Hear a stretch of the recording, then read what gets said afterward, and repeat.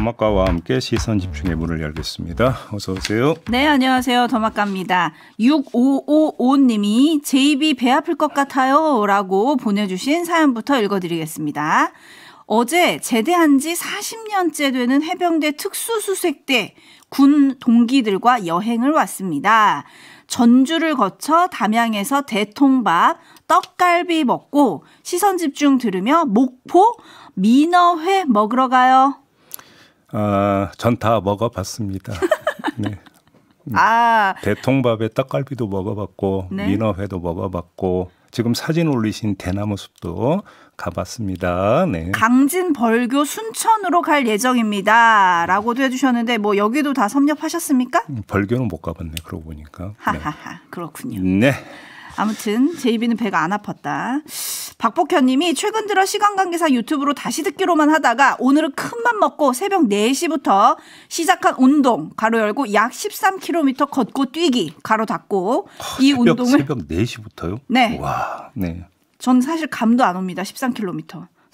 대단하시네. 네. 예. 아무튼 걷고 뛰고 조금 전에 끝내고 집에 도착해서 지금부터 라이브로 오늘은 모두 듣겠습니다. 9시까지 쭉 가겠습니다. 라고 올려주셨네요. 고맙습니다. 오늘은 전해드릴 내용이 좀 많습니다. 네. 바로 뉴스로 넘어가 보지요.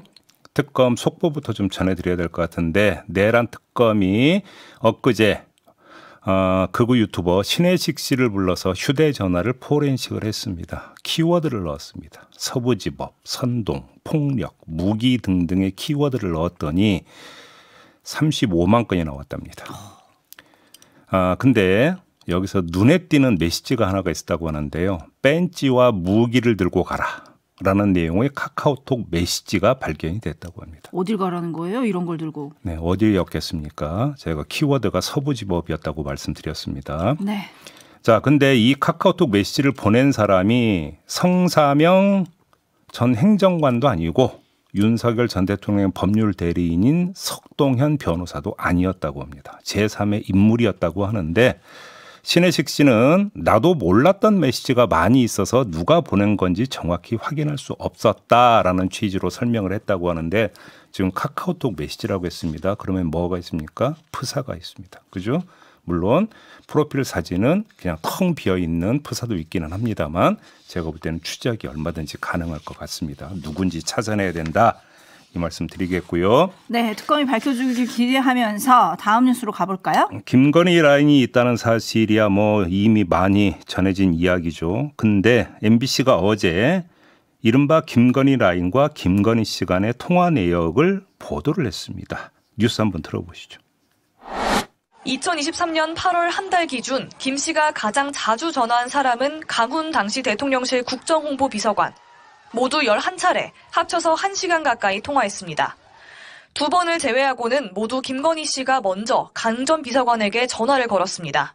통화 시간이 가장 긴 건 김동조 당시 연설기록 비서관이었습니다. 2023년 8월에만 10차례, 총 2시간 30분 정도 통화했습니다.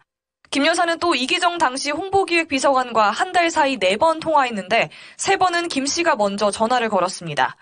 행정관도 예외는 아니었습니다. 김 씨는 황종호 전 시민사회수석실 행정관과 2023년 8월에만 9번 통화했습니다. 이른바 황제관람 기획자로 알려졌다 홍보기획 비서관이 된 최재혁 당시 KTV 방송기획관에게 김 씨가 직접 전화한 사실도 확인됐습니다. 네, 김건희 씨와 이들 간의 통화는 말 그대로 용산 범위 안에서의 이야기인데 그럼 거기로 한정이 됐었느냐? 그것도 아닙니다. 용산 밖도 있었는데요. 이번에는 JTBC가 보도한 내용인데 김건희 씨와 윤영호 전 통일교 세계본부장의 통화 녹취록을 공개를 했습니다. 2022년 3월 30일 이루어진 통화인데 윤 전 본부장이 당선 축하 인사를 하니까 김건희 씨가 애 많이 써줘서 고맙다라고 답을 했고요. 윤 전 본부장이 교회만 아니라 학교, 대한민국 조직, 기업체까지 동원한 거는 처음이라고 말하자 선생님 너무 감사하다라고 또 답을 했다고 합니다. 윤 전 본부장은 총재님은 하늘이 내신 사람이 대통령이 되어야 한다고 했다. 애초에 윤석열 후보가 대통령이 되신다고 생각했다. 이런 말도 했다고 하는데요.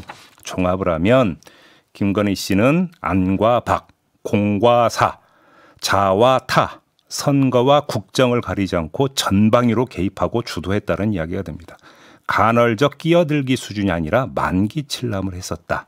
이런 이야기가 되는 겁니다. 네, 만기 침람 뭐 뉴스에서 가끔 나오는 단어니까 다들 아시겠지만 임금이 온갖 정사를 친히 보살핀다. 다 간섭한다. 이런 뜻 아니겠습니까? 미주알, 고주알 다 일일이 그러니까요. 뭐 한다라는 이야기인데요. 네. 통일교 얘기 나왔으니까 이런 뉴스도 있었죠. 윤영호 전 본부장이 2022년 3월 22일 오전 10시에는 권성동 의원을 만났고 오후 2시에는 윤석열 전 대통령을 만났다고 특검에 진술을 했다는 소식도 있었습니다. 네. 그래서 그 만남을 주선해 준 게 권성동 의원이 아니냐. 지금 특검은 이렇게 의심하고 있다. 이런 뉴스까지 들어왔는데요. 울트라 왕 당근님, 김건희 씨 전화 진짜 좋아하네요.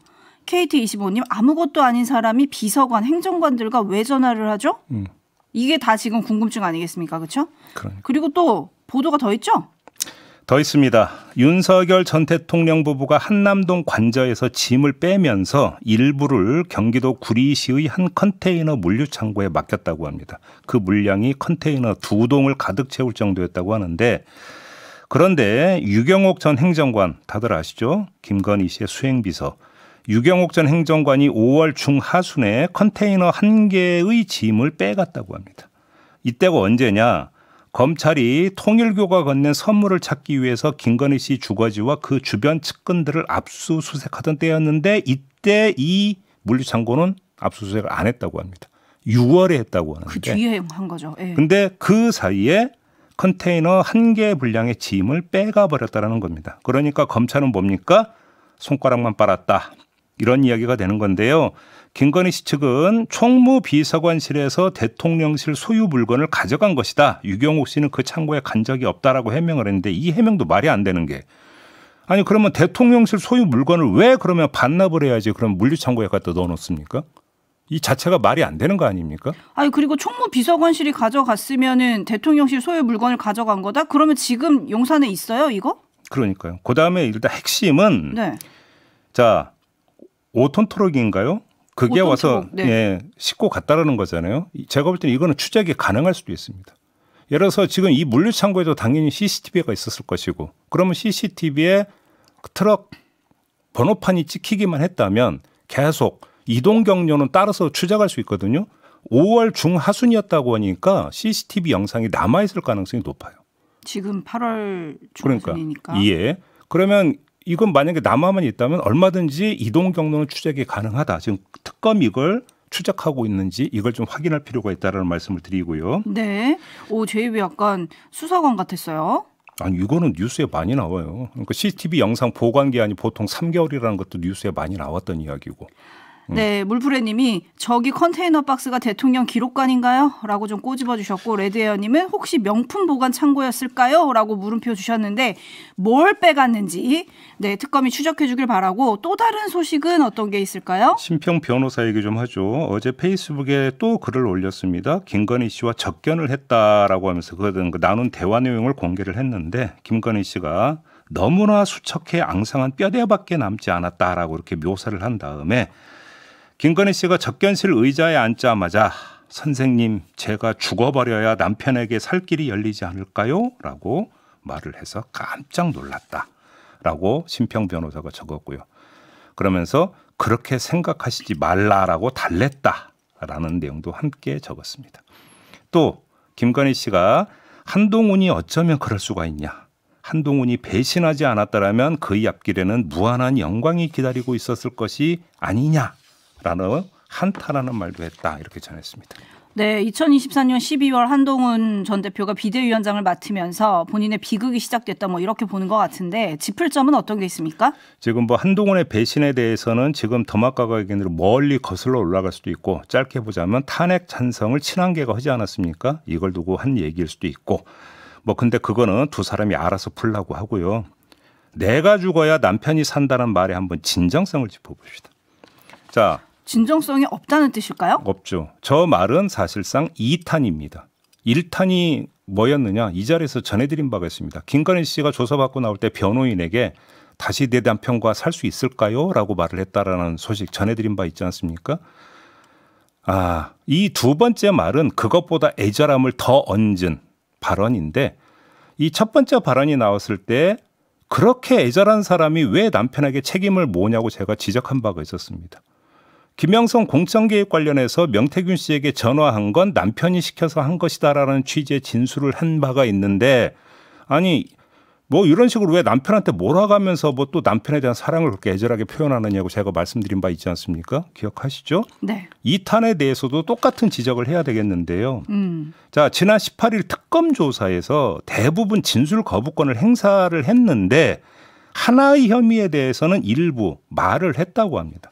바로 명태균 씨 여론조사 관련인데 특검이 정치 브로커 명태균 씨로부터 무상으로 여론조사를 받은 경위를 묻자 김건희 씨가 내가 개입할 권한이 있는 것도 아니고 공천관리위원회라는 조직체가 움직이는 것이다라고 진술을 했다고 하는데 또 나는 아니라고 빠져나가죠. 근데 그렇다고 해서 남편으로한테 모은 건 아닙니다. 공관이 얘기했으니까 그건 그렇다고 칩시다. 그 다음인데요. 특검이 윤석열 전 대통령 부부가 2021년 7월 명태균 씨에게 여론조사를 먼저 요청한 건 아니냐라고 이렇게 압박성 질문을 하니까 김건희 씨가 제가요? 라고 이렇게 되물은 뒤에 진술 거부권을 행사하겠다라고 말을 했다고 합니다. 자, 제가요? 라고 반문을 했다는 거 아닙니까? 그럼 이 얘기는 뭡니까? 전 아닌데요? 라는 뜻이잖아요. 그러면 저가 아니면 누가 남습니까? 윤석열 전 대통령이 남죠. 그래서 드리는 말씀입니다. 그 애절함이 정말로 진정성이 있는지를 한번 물어보는 이유가 여기에 있습니다. 네, 촌철님들은 그 진정성을 이렇게 묻고 계십니다. 이인수님, 면회도 안 갔잖아요. 해와 달님, 남편 생각했다면 평소 행실을 조심했어야 하는 거 아닙니까? 브리찌님, 접견도 안 가고 영치금도 안 넣어주던 분이 갑자기 비운의 여주인공이 된 건가요? 강철구님, 협박도 남 탓하는 것도 아직 그대로인 건가요? 라고 물음표 2개 보내주셨습니다. 윤석열 전 대통령에게 전해달라는 말도 있었다고 해요.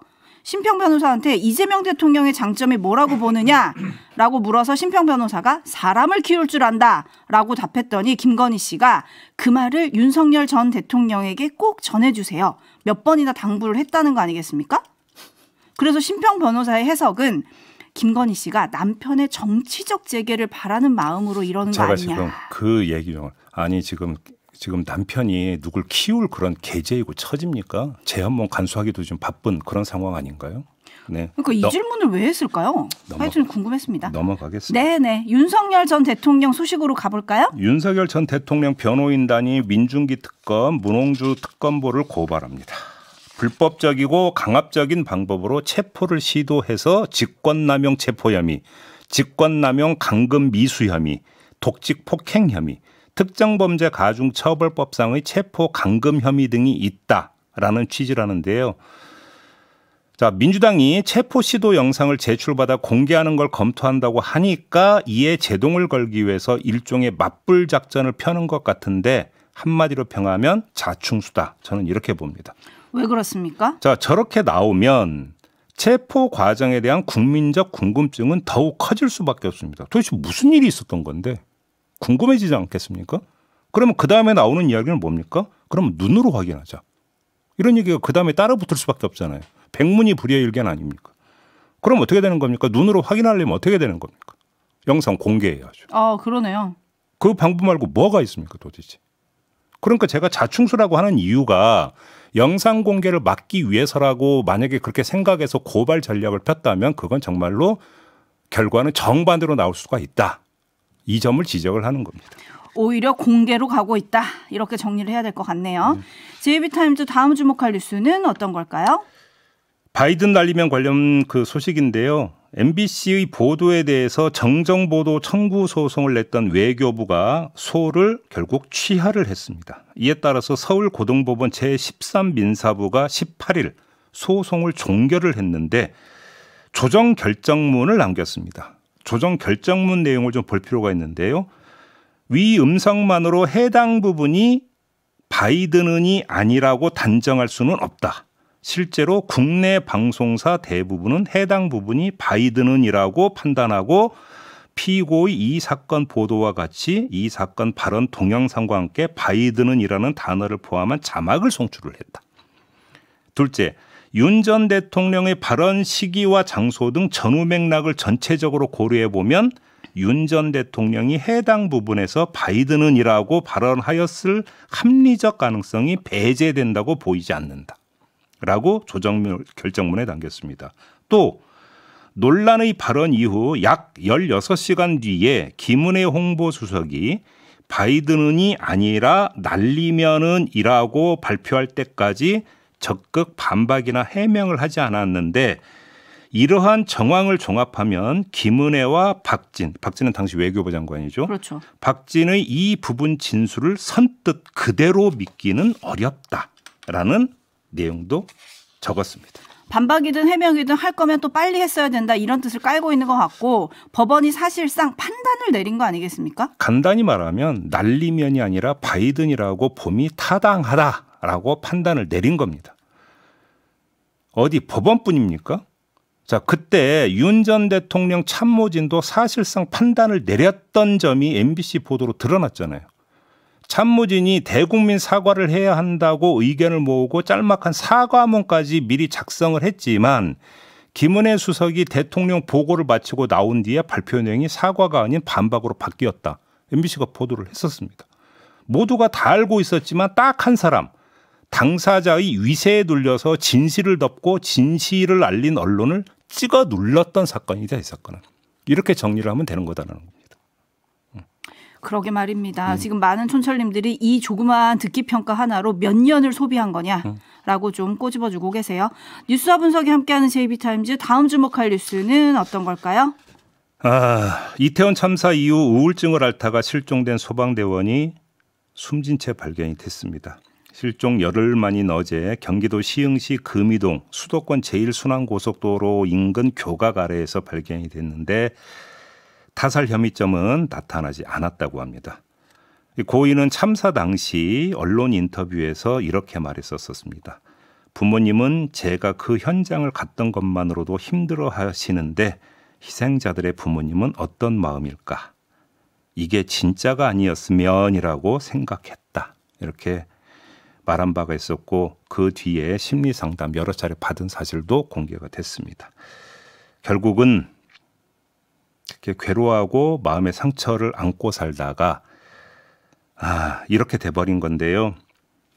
12구 이태원 참사 유가족 협의회가 소방관이 끝내 유명을 달리했다는 소식에 가눌 수 없는 절망과 애통함을 느낀다.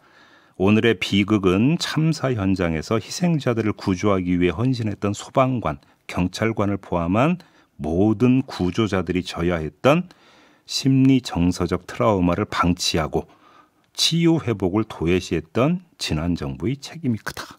이렇게 지적을 했습니다. 아무튼 부디 그곳에서는 편안하시기를 좀 기원을 하고요. 삼가 고인의 명복을 빕니다. 네, 어제 저희가 인터뷰했던 김성현 구급대원을 비롯해서 취재 과정에서 저희 제작진과 전화를 나눴던 많은 소방관 분들이 매우 안타깝다라는 말씀도 전해주셨는데요. 이재명 대통령이 어제 페북에 쓰기를 국가가 책임 있게 나서겠다고 했잖아요. 같은 아픔이 반복되지 않도록 국가가 조금 더 세심하고 꼼꼼한 정비를 해줬으면 좋겠다라는 말씀 드리겠습니다. JB타임즈 다음 주목할 뉴스는요. 서울경찰청 공공범죄수사대가 어제 부정선거 부패 방지대, 줄여서 부방대라고 부르는데 이 부방대 사무실을 압수수색을 했습니다. 이 단체는 황교안 전 총리가 이끄는 단체로 부정선거 음모론을 끊임없이 퍼뜨려왔던 단체였습니다. 압수수색 영장에 이렇게 적혀 있었다고 합니다.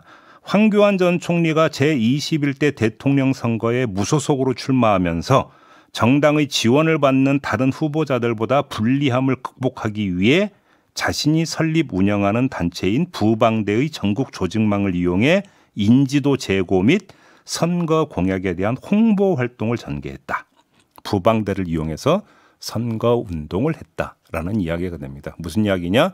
부정선거 음모론을 가지고 선거를 했다라는 이야기가 되는 것이겠습니다. 네, 황교안 전 총리 측의 대응은 어떻습니까? 정당 당사에 와서 부방대라고 하고 있는데 이는 곧 정치 탄압이다라고 주장을 했다는데 이게 무슨 얘기냐면 그 자유와 혁신이라는 정당이 이 부방대와 사무실을 같이 쓰고 있다고 하는데 그걸 가지고 이렇게 이제 주장을 했다고 하거든요. 지금 국민의힘 압수수색에 대해서 국민의힘이 맞서면서 정치활동 자유 침해다 이런 식으로 주장하는데 그걸 따라하는 것 같습니다만 이에 대한 평가는 제가 굳이 안 해도 되겠죠. 촌철님들께서 충분히 하실 거라고 생각을 합니다. 네. 네, 총리까지 한 사람이 왜 부정선거 얘기를 자꾸 하느냐고 옥황상제님을 비롯한 많은 촌철님들이 의견을 주고 계시네요. 마무리하겠습니다. 수고하셨습니다. 고맙습니다.